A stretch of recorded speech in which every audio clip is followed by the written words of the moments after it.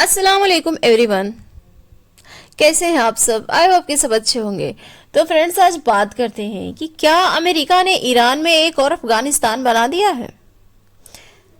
एक ऐसी जंग जिसे बहुत जल्दी खत्म हो जाना था, लेकिन अब वो कंट्रोल से बाहर होती हुई दिखाई दे रही है। सोचिए, जंग का चौथा दिन है, पूरा मिडिल ईस्ट आग में जल रहा है और हालात थमने का नाम नहीं ले रहे। अमेरिका और इजराइल तेहरान पर लगातार बमबारी कर रहे हैं और जवाब में ईरान भी तल अवीव, हाइफा और यरूशलेम पर लगातार मिसाइलें दाग रहा है। जमीन पर जो हो रहा है वो और भी डरावना है। तेहरान में भारी कारपेट बॉम्बिंग चल रही है और दुख की बात यह है कि इस हमले में 160 से ज्यादा स्कूली छात्राओं की मौत की खबर सामने आई है। उधर रियाज और कुवैत में अमेरिकी दूतावासों पर भी हमले हुए हैं। स्थिति इतनी बिगड़ गई कि दोनों जगहों पर दूतावास बंद करने पड़े। मतलब साफ है, हालात पूरी तरह बेकाबू हो चुके हैं। और इसी बीच दुनिया की सबसे बड़ी सुपर पावर अमेरिका ने एक ऐसा ऐलान किया जिसने सबको चौंका दिया।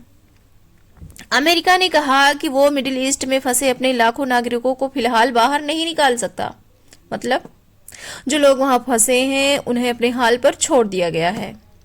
ये एक ऐसी स्थिति है जो पहले शायद ही कभी देखी गई हो। तो आखिर हो क्या रहा है? इस तेजी से बढ़ते संकट को समझने के लिए हमें 5 बड़े सवालों के जवाब ढूंढने होंगे। और पहला सवाल है, अमेरिका आखिर इस जंग में लड़ क्यों रहा है? क्योंकि अमेरिकी सरकार के बयान इतने उलझे हुए हैं कि असली मकसद समझना मुश्किल हो गया है। पहले दिन कहा गया कि ईरान के न्यूक्लियर प्रोग्राम को खत्म करना है। दूसरे दिन बात सत्ता बदलने की होने लगी। फिर कहा गया कि ईरान की मिसाइल क्षमता को खत्म करना जरूरी है। मतलब हर दिन जंग का मकसद बदलता जा रहा है। और यही कंफ्यूजन अब अमेरिका के अंदर भी बड़ी समस्या बन चुका है। यहाँ तक कि पूर्व कांग्रेस वुमन टेलर ग्रीने जैसी नेता भी इस जंग की आलोचना कर रही हैं। पोलिंग डेटा के मुताबिक करीब 60% अमेरिकी लोग इसे मिलिट्री एक्शन के खिलाफ है। इस मिलिट्री एक्शन के खिलाफ है 60% अमेरिकी। यानी ये जंग अब सिर्फ मिडिल ईस्ट का संकट नहीं, बल्कि अमेरिकी राजनीति का भी बड़ा मुद्दा बनता जा रहा है। अब दूसरा सवाल, इस पूरे खेल में इजराइल और सऊदी अरब का क्या रोल है? कुछ विश्लेषकों का मानना है कि कहीं अमेरिका को इस जंग में ढकेला तो नहीं गया।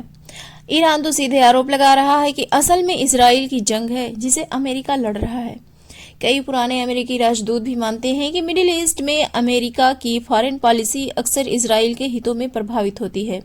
इसी बीच एक और रहस्य सामने आया कि सऊदी अरब की सऊदी अरामको ऑयल फैक्ट्री पर हमला हुआ। पहले ही इसका इल्जाम ईरान पर लगाया गया, लेकिन बाद में कई रिपोर्ट्स में कहा गया कि इसके पीछे ईरान का हाथ नहीं था। तो सवाल उठता है कि फिर हमला किसने किया? और यहीं से सामने आती है खतरनाक थ्योरी, फॉल्स फ्लैग ऑपरेशन।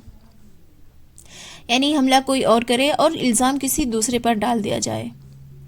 अगर ऐसा हुआ हो तो ये पूरे मिडिल ईस्ट की राजनीति को हिला सकता है। अब तीसरा सवाल, दुनिया की सबसे बड़ी मिलिट्री सुपर पावर इतनी मुश्किल में क्यों दिख रही है? इसका जवाब छिपा है इस जंग की इकोनॉमिक्स में। एक अमेरिकी पैट्रियोट मिसाइल सिस्टम की कीमत लगभग $4 मिलियन होती है और इसका इस्तेमाल एक $50,000 की मिसाइल को रोकने के लिए किया जाता है। मतलब आर्थिक तौर पर ये लड़ाई बहुत महंगी पड़ रही है। रिपोर्ट्स के मुताबिक अमेरिका के कई सहयोगियों के पास डिफेंस मिसाइलों का स्टॉक तेजी से खत्म हो रहा है। यूएई के पास शायद एक हफ्ते से भी कम का स्टॉक बचा है और कतर के पास तो सिर्फ 4 दिन का। दूसरी तरफ ईरान का दावा कर रहा है कि उसके पास महीनों तक चलने लायक हथियार हैं। अब आते हैं सबसे अहम सवाल पर कि ये जंग खत्म कैसे होगी। यहीं पर अमेरिका एक खतरनाक रणनीतिक जाल में फंस गया है। इसे कहते हैं एस्केलेशन ट्रैप।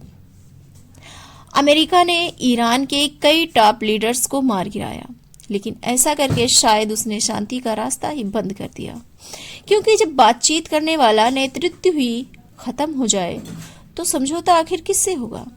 अब ईरान की कई सैन्य टुकड़ियां अपने अपने तरीके से जवाब दे रही हैं। और अगर कोई सेंट्रल अथॉरिटी नहीं है तो जंग को रोकने वाला भी कोई नहीं है। इसका असर सिर्फ युद्ध तक सीमित नहीं रहेगा। अगर स्ट्रेट ऑफ हुर्मुज बंद हो गया तो तेल की कीमतें $80 से बढ़कर $150 प्रति बैरल तक जा सकती हैं। और इसका सीधा असर भारत जैसे देशों की अर्थव्यवस्था पर पड़ेगा। अब अमेरिका के सामने दो ही रास्ते हैं, या तो बहुत लंबा और महंगा सैन्य अभियान चलाए या फिर एक ऐसी जंग में फंस जाए जिसका अंत दिखाई ही ना दे। और आखिर में सवाल वही है कि जंग शुरू करना शायद आसान होता है, लेकिन क्या उसे अपनी शर्तों पर खत्म करना किसी के बस में होता है? इतिहास तो यही बताता है कि जब युद्ध का दरवाजा खुल जाता है तो उसे बंद करना लगभग नामुमकिन हो जाता है। तो क्या सच में अमेरिका ने ईरान में एक और अफगानिस्तान बना दिया है, या फिर अभी कहानी में कोई और बड़ा मोड़ बाकी है?